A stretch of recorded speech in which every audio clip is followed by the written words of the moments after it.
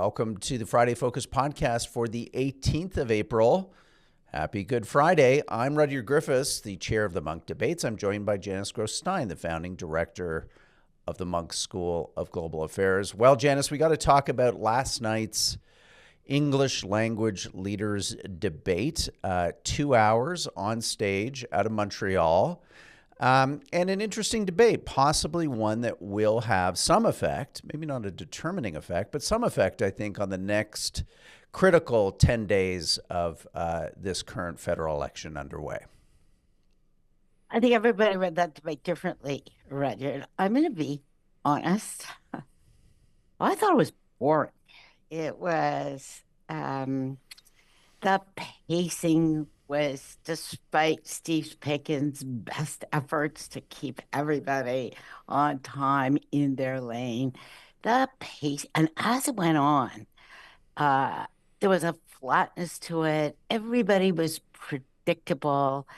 You couldn't really get that clash except in rare moments. And so I'm dubious that it will move the needle very much. You know, the usual post-election polls, 2%, but fundamentally, people have already decided the debate affirmed their views. I'm not convinced that this is going to do much to move undecided voters. Janice, just to give maybe a different POV on that, I think that to me it did two things. And again, I'm not a partisan. I don't have a membership in any political party. I will vote in this election, but that'll be a private matter. I do think that Pierre Polievre, for the first time for me in this campaign, looked prime ministerial.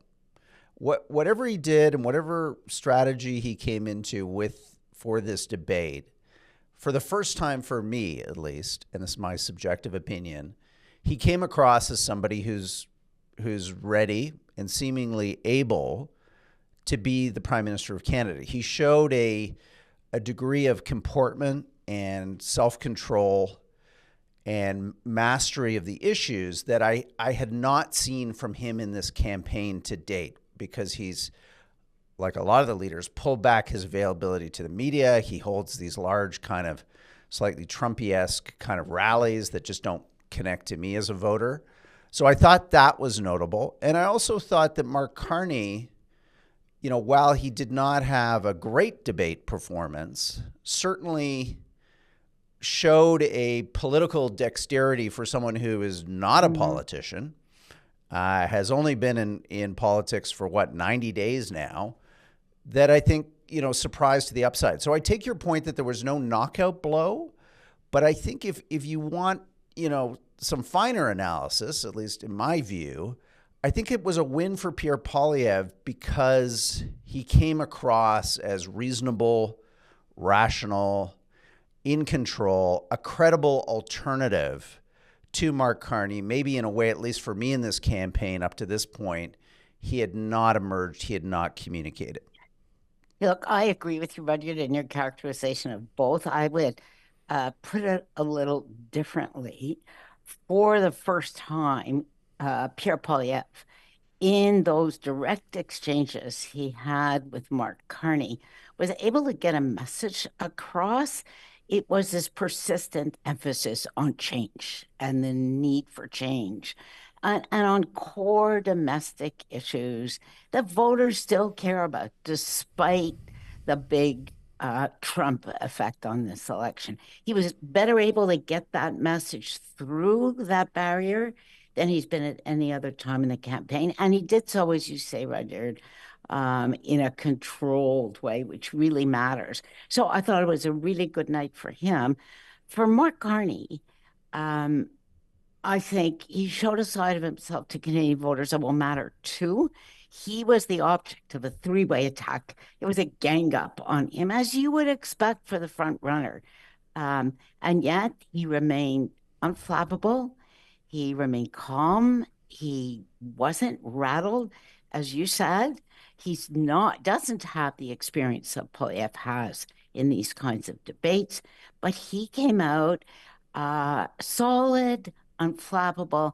And that, of course, is a quality the voters are looking for right now if the overwhelming ballot question is Trump. Yeah. So I thought it was a good night for both of them. The best night in many ways each of them has had in their own way, but I just don't think it's going to move the needle beyond 1 or 2% either direction, which is, is a statistical rounding error, frankly. Yeah, I do agree with you that the format was disappointing, and it really interesting. It wasn't until the final 15 minutes of the debate when they actually allowed them to ask questions of each other and engage with each other directly. Everything up to that point really almost came across as a job interview. These very kind of short, somewhat simplistic questions. I don't blame Steve Paikin for this. It's clear that he didn't write the questions. A producer wrote the questions, and I guess he effectively had to ask whatever questions were pre-programmed. So he had no ability as a very skilled moderator in his own right to kind of respond in real time and try to build a conversation and a flow to the debate. I think that was a huge missed opportunity. And I think to me, it speaks, this is my perspective at the Munk Debates, so take it or leave it. But it speaks to a problem that the media has organizing debates generally, because this is this leaders' commission, this government-appointed commission and funded exercise. It's in effect, it's 3 strikes, you're out, in my view. They had horrible debates in the 2019 election, largely panned because of moderators and 5 of them on stage. And they did that again. They rinsed and repeated in 2021. This time, thankfully, they pulled it back to 1 moderator. But I think the media doesn't really understand debate. The media understands, albeit their job, which they feel is to convey as much information as possible to viewers and voters as quickly and efficiently as possible. That to me is not what a debate is. A debate should be a pressure testing. It should be an ability for voters and viewers to watch these leaders think and respond in real time to each other, and to see what decisions they make about the types of issues they bring forward on the offense, how they react on the defense. And I think last night was not a debate. It was something else. And they keep doing this. This is the 3rd election in a row where they've just fundamentally misunderstood what debate is, and they've turned it into some kind of media product, some kind of, something that's in their brain as journalists. God bless them. But it's not a debate, Janice, and I think we lose out each time because of that. I couldn't agree more, Rudyard. And that's the frustrating part. You actually want to see how leaders are going to cope when they engage, when there's an unexpected question. These questions, and again, Steve Paikin had no part in running every single one of them. There was not a single surprising question in that whole list. It's exactly what you and I could have scripted. And let's talk about one other thing, Roger, which I thought really, frankly, surprising and disappointing. There were media scrums, but not the media scrums that we normally see when a cluster of reporters gathers around and throws questions at a candidate. There were scripted media scrums for 10 minutes after the French language debate, if you watched. But apparently, a group of right-wing questioners were overrepresented in the audience. So they canceled the one after the English one because, quote, they couldn't control the balance of the audience.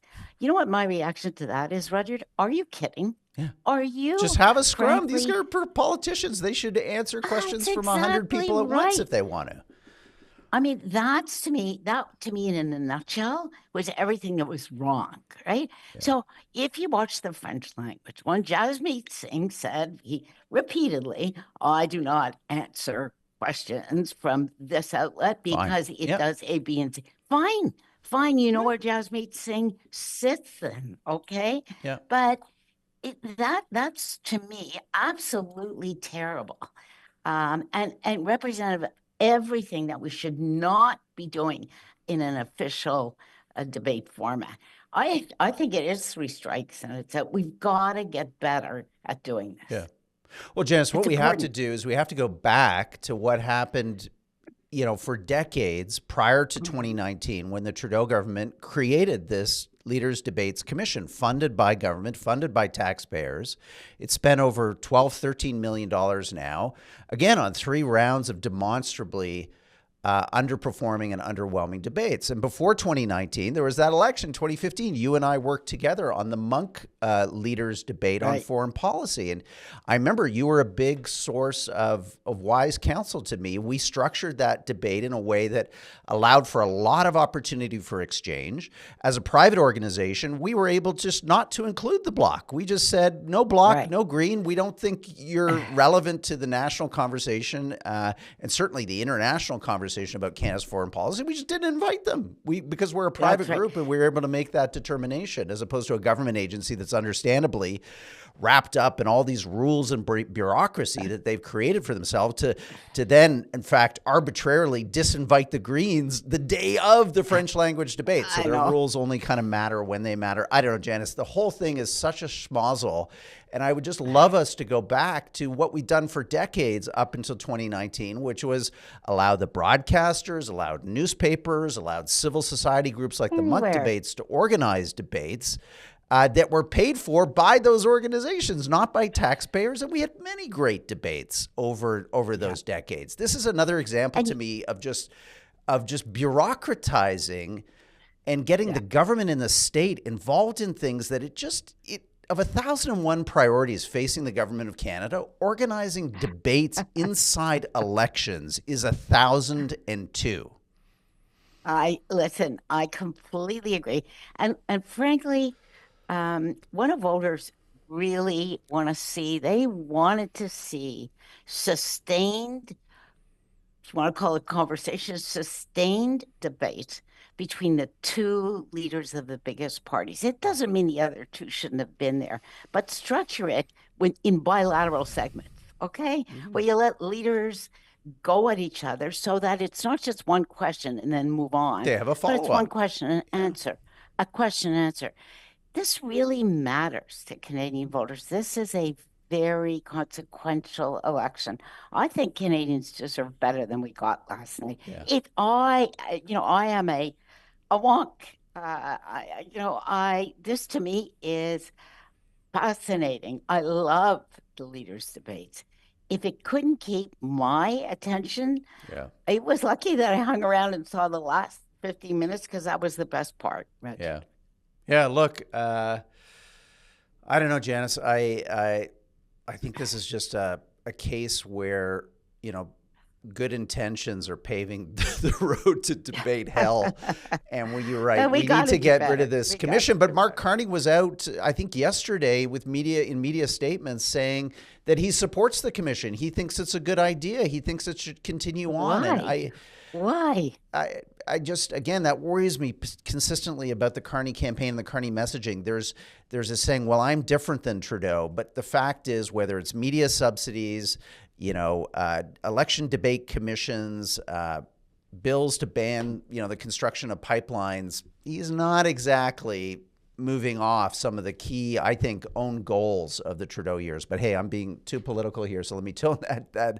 Let me make one last comment, Rudyard. It's just kind of above the noise comment. You know better than anybody that the under 40s, let me be generous right now, get their news on the phone, get them in clippable moments.